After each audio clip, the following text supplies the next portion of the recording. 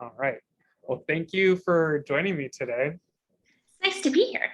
Um, just a small warning, I have a small dog that's very loud. So if you hear heavy breathing, that would be my Chihuahua pug dog. Well, it's always encouraged to have pets join us for the coffee chats. If she will deign us with an appearance, I'll bring her in, but yeah. Perfect. So Dr. Adkins, I appreciate you taking some time. What I always like to start off with is to kind of get a sense of how you got into your field. How did you get into the exact kind of research that you're doing? Yeah. So I originally thought I wanted to be an engineer, a chemical engineer when I grew up. And I did not like college. I did not like my classes. It did not go well. Um, and so because of that, I was kind of sent out from that major. I went to Virginia Tech and they had me take a bunch of other general classes, and I took a biology class. And even though I had to study really hard for it, I really liked it. It just kind of clicked. And I thought, here's something that seems like applicable in everyday life and something that I enjoy spending time and working hard with. So I got into biology, started geeking out with some of my classes. I had a class with a teacher I really liked my last semester or my next to last semester. And she was doing undergraduate research, which I'd never heard of. So I got in as an undergraduate researcher and found out that I loved research, even though I was just making like food for bacteria. That was what I did day in and day out. But it was really fun to be in a lab. So that's how I figured out I kind of liked research. And then my interest in my field is genetic risk factors for substance use.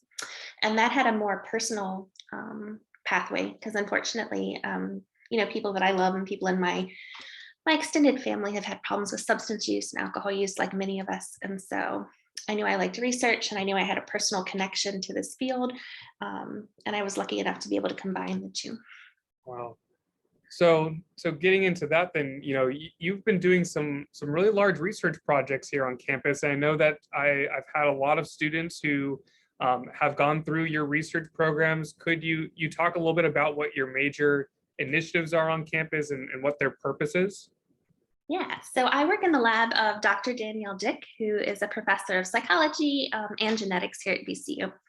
And the favorite project that I work with that she has started is Fit for Science. So hopefully you and students listening to this chat might see the t-shirts around campus, but our big interests are health outcomes that we know are prevalent and behaviors take root in college, things like substance use or drinking or depression, anxiety, well-being.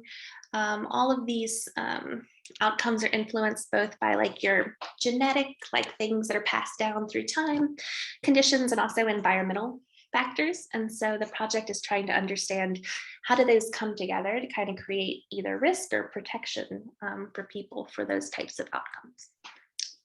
That's so fascinating. So the really cool part that from my side of being on the staff is I've heard of Spit for Science and that students are taking classes for Spit for Science, which a lot of students never realize that they can take a class to develop research skills. And I've also heard from other colleagues that you can kind of move up in responsibility by taking that class a few times. Can you talk a little bit about what do students need in terms of like requirements to join one of your classes? How does the structure work in moving along and doing more for Spit for Science over time? Yes, so one of our missions as a research project is to be involved with undergraduate researchers. We absolutely love when undergraduates want to work with us. Probably the first step to getting involved with us is our research course. We run it every fall and every spring. It's 3 credits. Regardless of your major, I can figure out a way to register you for it. So we like students from all over campus. You don't have to have research experience because it is a foundational research class. So all you need to do, it is application based. And the main thing that I look for in that application is an interest in our project. So what that might look like is going to the Spit for Science website and reading about what we do, and then saying, oh, I am really interested in learning about the genetics of depression, or it's a huge survey-based research project. I want to learn more about survey research. Just some vested interest in what we're doing is what really stands out when students apply. I'm also happy to meet with students when they're filling out their application. So we hope it's not a mystery for how to apply and how to get into the class. Once you're in the class, If you want to stay with us, we never let you go. So you can do an independent study with us. You could do an internship with us. We've had students that are involved in other like training programs, like the IMSD program at BC is a really awesome program. You can work with us. We've had students come back as graduate students and work with us. So once you take that class, there's many other ways you can stay involved with the project. Very cool. And then with that being said, given that you have students kind of from all different disciplines that are coming back for multiple variations of doing research with y'all, what are the types of skills that students can be learning doing research with you, and how did those skills apply to their various career paths? Yes, I love that question. Okay, so if we start with people that think they want to do something research-based long-term, there are some pretty specific things we can do in the class. So we learn a couple of different like software and programs that are widely used in research. We do a lot with methodological things, which is, you know, a lot of syllables to basically say like the nuts and bolts of how you approach a big data set. Various parts of the research process we can get you involved in. So if you're applying to, you know, a research job, you can say, yes, I've had experience talking to participants. Oh, and I've also had experience looking at data. So there's some pretty clear transfers. But I also think the class is really important for people that aren't thinking research long-term. And so things like we do group research projects. So we know one of the things that employers are really looking for in applicants is the ability to do these collaborative projects. And you could say, yes, I've worked on a semester-long project with 3 of my peers. And by the way, here is the link to the presentation or the paper or the poster so you can actually see what I did. Being able to talk to, you know, a prospective employer about time management. So yes, I was a full-time student. Maybe I was also working and I was a research assistant and I did recruitment, and this is how I did all of that. Critical thinking, that's another, they call it, I think, a soft skill. I've never liked that term because it's really important in life, but you can talk to someone about how you learned how to do a correlation test and you learned how to, you know, come up with a hypothesis. But then you were able to apply that in the real world. You could take that and actually use real world data and apply what you've learned. And so I think employers are really, really attracted to those sorts of things.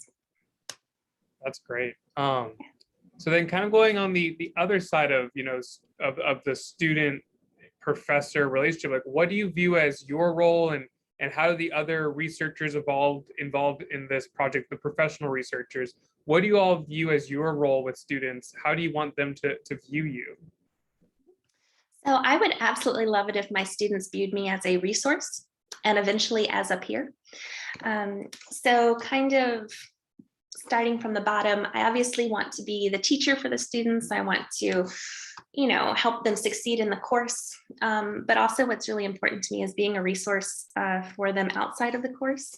I'm where I am now because I had several female mentors that kind of paid it forward with me and helped me figure out where I wanted to be. And I very much want to give that to my students. So if that's helping them figure out what classes they want to take, or look at jobs, or look at a personal statement, or anything, I want to be a resource for the students. Other researchers in the program, many of them feel the same way. So I think in addition to having like your set quote unquote job where you're teaching or you're doing research, most of us are involved in this for personal reasons too. And so just, I can't speak for everybody, but everybody has a little personal reason they got involved in it that you can tap into. That's great. Well, thank you so much for spending a few minutes and sharing with me and, you know, with others, the Spit for Science initiative and a little bit of your background. And yeah, thank you so much for joining me for this short little coffee chat. Yeah, it was a lot of fun. And if you are a student watching this, please reach out to me. I'd love to chat with you. Perfect.